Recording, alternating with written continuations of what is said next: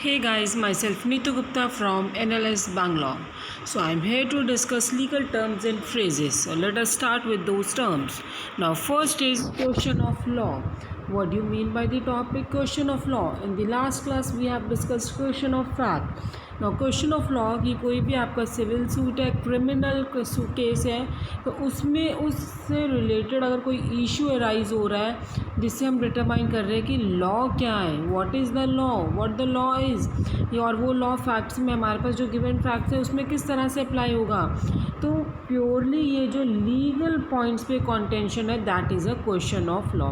तो question of law है, ये अराइज कब होता है, ठीक है, ये मे अराइज बिफोर, ड्यूरिंग और sometimes after a trial to be determined solely by the जज and not the jury. That is question of law. Is it clear? Next is qui tam action. Qui tam action, what do you mean by this? It is a Latin phrase which mean who as well. तो एक इसमें क्या होता है कि जो private citizen है, he brings a suit, he files a suit against a person और कंपनी, ठीक है, उस पर्सन या उस कंपनी के अगेंस्ट ये सूट फाइल करता है जिससे वो बिलीव करता है कि they have committed, they have violated the law when they have made a contract with the government और in violation of government regulation. Is it clear? A private citizens brought a suit against a person और company जिसको वो believe ये करते हैं कि he has violated the law while performing the contract with the government. Is it clear?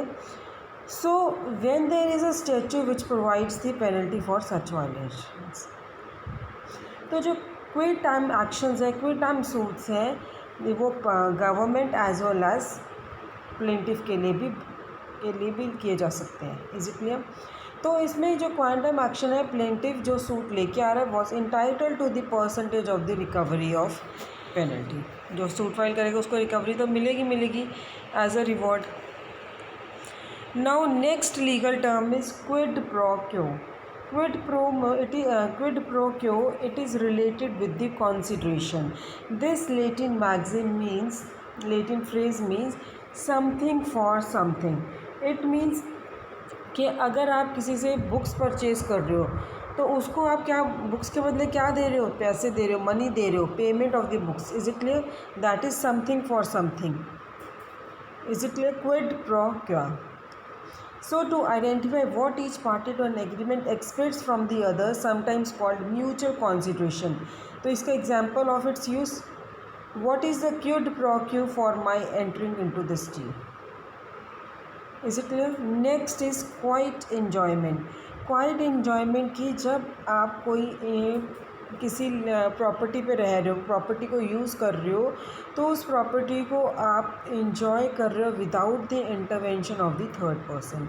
ठीक है, बड़े शांति से उस घर में रह रहे हो, आप किसी घर में रह रहे हो, ठीक है, आपका उसमें कोई थर्ड पार्ट बाहर वाला आके कोई इंटरफेयर नहीं कर रहा है, तो इट मीन्स आप वो प्रेमिसेस, वो घर है, वो आप यूज़ कर रहे हो in peace and without interference. Is it clear? तो क्वाइट इन्जॉयमेंट जनरली ये कहाँ पे यूज़ होता है? लीज में यूज़ होता है। It is use in the leases. ठीक है, quiet enjoyment is often a condition included in a lease. So अगर लैंडलॉर्ड वहाँ पे इंटरफेयर करेगा with the quiet enjoyment, he और she may sue you for the breach of contract. Is it clear? So disturbance of quiet enjoyment by another can be a nuisance for which a lawsuit may be brought to halt the interference or obtain damages of it. Is it clear? So this was the legal term for quiet enjoyment. Now next is quiet title action. Quiet title action means यहाँ पे क्या है, party के title को establish करने के लिए case file किया जाता है अगेंस्ट समवन, जो भी उनके मीन्स की जो उनके टाइटल को डिस्टर्ब कर रहा है, टाइटल में इंटरफेयर कर रहा है कि दिस प्रॉपर्टी इज़ माइन, सो उनके अगेंस्ट केस फाइल किया जाता है and that is your quiet title action. Is it clear? So see on your screens, I'll read for you. Lawsuit to establish a party's title to real property against anyone and everyone, thus quite any challenges or claims to the title. Such a suit usually arises when there is some question about the clear title. There exists some recorded problem. An error in description which casts doubts on the amount of property owed, or an easement used for years without recorded description. So an action for quite little title requires description of the property to be quieted, naming as defendant anyone who might have an interest. Is it clear? और इसमें क्या notice देना तो ज़रूरी है, जो interested parties हैं उनको नोटिस देंगे, चाहे वो नोन पार्टीज़ हैं अननोन पार्टीज़ हैं, तो उनको नोटिस किस तरह से जाएगा? अगर जो अननोन पार्टीज़ है by publication. That is your quiet title action. Next is quit. अब क्विट आपको पता है, what do you mean by quit? छोड़ना, ठीक है, लीव करना. अगर हम लॉ के अकॉर्डिंग देखें टू लीव, तो टेनेंट जनरली क्या होता है, टेनेंट को लैंडलॉर्ड एक नोटिस देता है, उसे उसमें बोलता है कि इस प्रेमिसेस को छोड़ दो, मीन्स टू नोटिस टू, उसको हम क्या बोलते हैं, उस नोटिस को notice to quit. Next is quit claim deed. Now quit claim deed means जिसमें आप ट्रांसफ़र कर रहे हो टाइटल, इंटरेस्ट ट्रांसफ़र कर रहे हो, ठीक है, you are transferring the interest. तो deed में क्या, a real property deed which transfers only that interest in the property in which grantor has the title. तो commonly ये जो quit claim deed कहाँ पे यूज़ हो रहे हैं? ट्रांसफ़र ऑफ टाइटल और इंटरेस्ट इन टाइटल. ये जनरली फैमिली मेम्बर्स को दिए जाते हैं, डिवोर्सिंग स्पाउस को है, या फिर और ट्रांजेक्शन है between people well known to each other. So quit claim deeds they are used to clear the questions of full title when a person has possible but unknown interest in the property. Is it clear? So grant deeds and warranty deed guarantee दी that the guarantor has full title to the property or interest the deed state is being conveyed, but quit claim deed do not warrant good title. Clear? Next is quo warranto. Now quo warranto, again I'll tell you कि this is a one kind of the writ. There are 5 writs under Indian Constitution. कौन कौन सी हैं वो मैंने बहुत बार repeat कर दी. अगर आपने मेरे प्रीवियस लेक्चर्स देखे हैं तो उसमें आपको पता लगेगा रिट्स के बारे में मैंने बता चुकी हूँ. First writ is habeas corpus, then mandamus, quo warranto, prohibition and सर्चरी.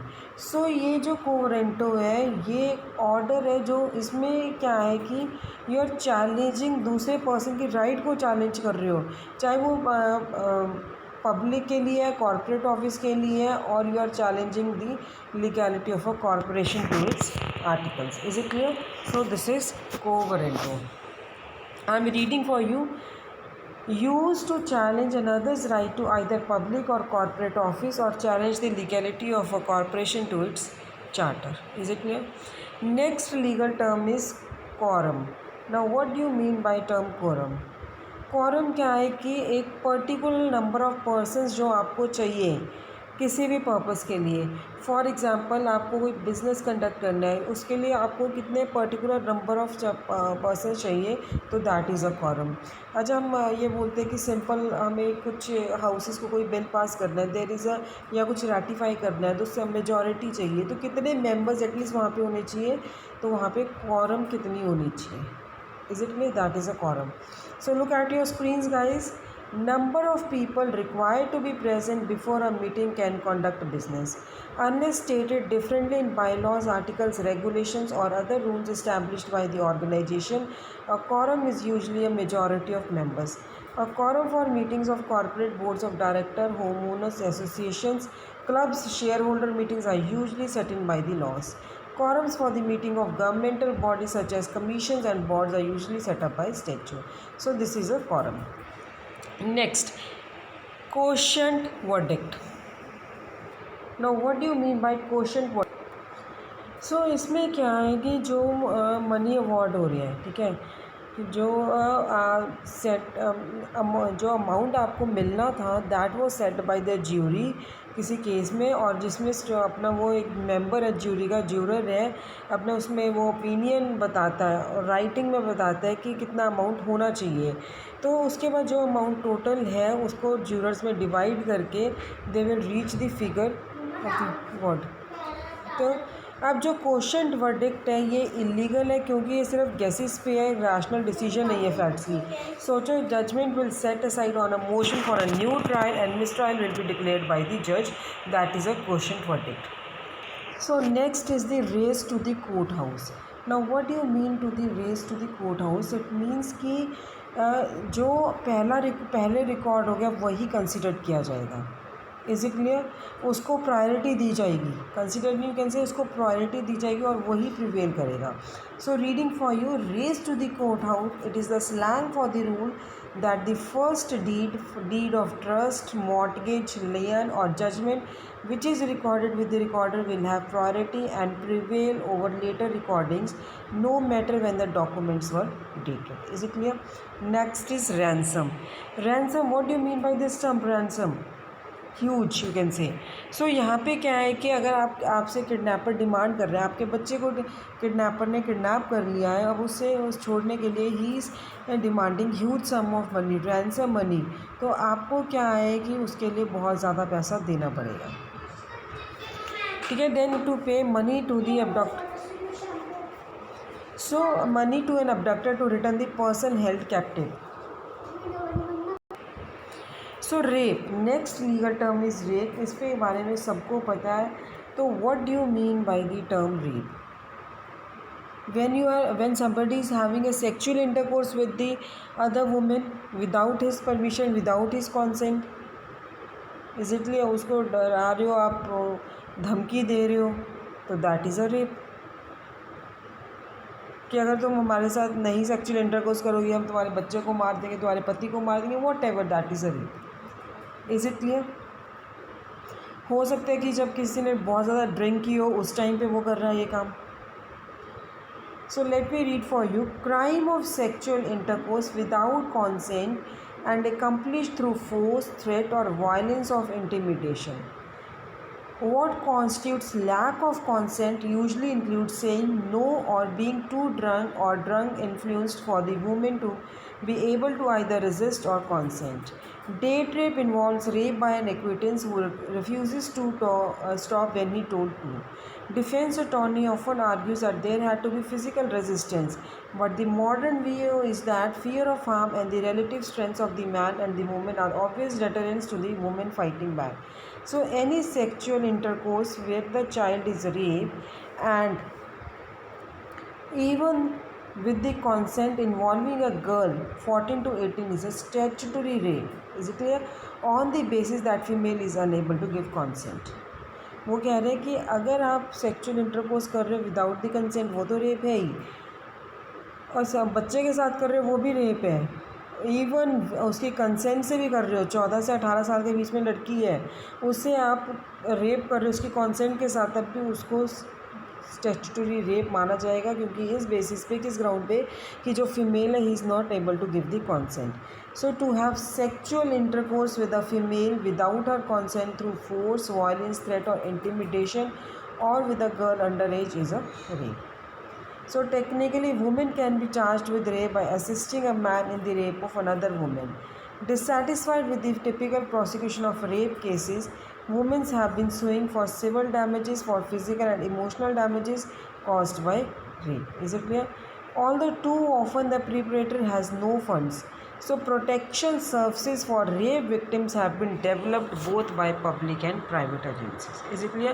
अगर हम दूसरी साइड देखें तो there is a concern for law enforcement and prosecutors that women whose advances have been rejected by a man or who has been caught in the act of a consensual sexual intercourse may falsely cry rape. This is the term of rape. Next is rateable. Now what do you mean by the term rateable? जो रेटेबल क्या है आपका, जो आपकी taxable है, that is according to value, कि आपके पास कितने स्टेट है, क्या प्रॉपर्टी है, उसके अकॉर्डिंग जो टैक्सेबल है that is ratable. Next is ratify. Ratify means सुधारना, in very simple language, to make corrections. ठीक है, कि जो आपने काम किया उसको आप रेटिफाई कर रहे हो. फॉर एग्जाम्पल, एजेंट कोई थर्ड पर्सन है who is not an agent of the principal, now he is acting on behalf of the principal. किसी प्रिंसिपल के नाम पे, उसका प्रिंसिपल का नाम लेके थर्ड पार्टी से कॉन्ट्रैक्ट कर लिया कि मैं उसके बिहाफ पे एजेंट हूँ. नाउ प्रिंसिपल है, जब प्रिंसिपल की नॉलेज में है तो प्रिंसिपल उसको करेक्ट कर रहा है, रेटिफाई कर रहा है कि okay he was acting on my behalf. Is it clear? So confirmation of an action which was not pre-approved and may not have been authorized, usually by a principal who adopts the act of his or agent. Is it clear? Ratify वही है, confirm करना, adopt करना. अगर कोई भी किसी ने आपके बिहाफ पे काम कर दिया, Next is rational basis. What do you mean by the term rational basis now?